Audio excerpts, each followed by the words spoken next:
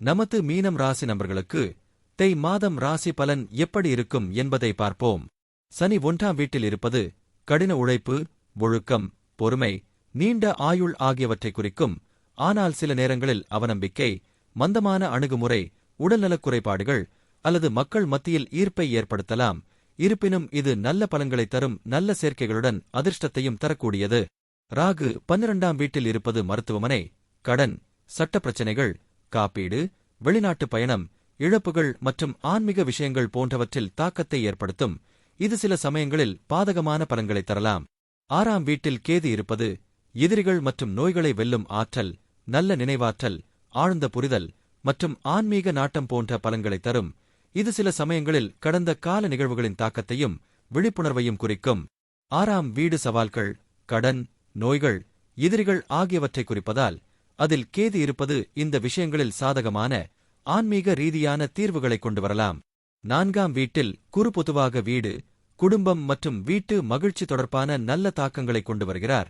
இதில் அதிகரித்த செல்வம் மற்றும் சொத்து ஆகியவை அடங்கும். இந்த இடத்தை பிடித்த நபர்கள் பெரும்பாலும் புத்திசாலி, தாராள மனப்பான்மை கொண்டவர் மற்றும் திருப்தியானவர் என்று கருதப்படுகிறார்கள். 11ஆம் வீட்டில் புதன் அமர்வது ஜாதகருக்கு நல்ல வருமானம், நண்பர்கள், சமூக அந்தஸ்து, ஆசைகள் நிறைவேறுதல், லாபம் போன்ற பலன்களை தரும். இது புத்திசாலித்தனம், தகவல் தொடர்பு, வியாபாரம் ஆகியவற்றிலும் சிறப்பை குறிக்கும். சூரியன் 11ஆம் வீட்டில் இருப்பது நண்பர்கள், வருமானம், ஆசைகள், செல்வவளம், அரசு உதவி, புகழ் மற்றும் தொழில்முறை நெட்வொர்க்குகளில் நல்ல பலன்களை தரும். இது செல்வம், மரியாதை, அரசு வேலை, தந்தை வழி லாபம், சமூகத்தில் உயர்ந்த அந்தஸ்து, திடமான உடல்நலம் ஆகியவற்றை குறிக்கிறது. 11ஆம் வீட்டில் சுக்கிரன் இருப்பது திருமணம் ஆன பிறகு வாழ்க்கை உயர்வு, மனைவியால் லாபம், மகிழ்ச்சி, நல்ல வருமானம், ஆடம்பரம், நண்பர்கள் மூலம் ஆதாயம், ஆசைகள் நிறைவேறுதல், சமூகத்தில் மதிப்பு, கலைகளில் ஆர்வம் போன்ற நல்ல பலன்களை தரும். இது பொருளாதார வளர்ச்சி, உறவுகளின் பலம் மற்றும் விருப்பங்கள் பூர்த்தியாவதை குறிக்கிறது.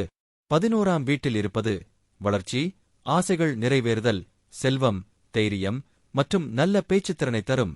எனினும் இது திருமண வாழ்வில் செலவுகளை அதிகரிக்கலாம். மேலும் பணம் எவ்வளவு வந்தாலும் செலவுகள் இருக்கும்.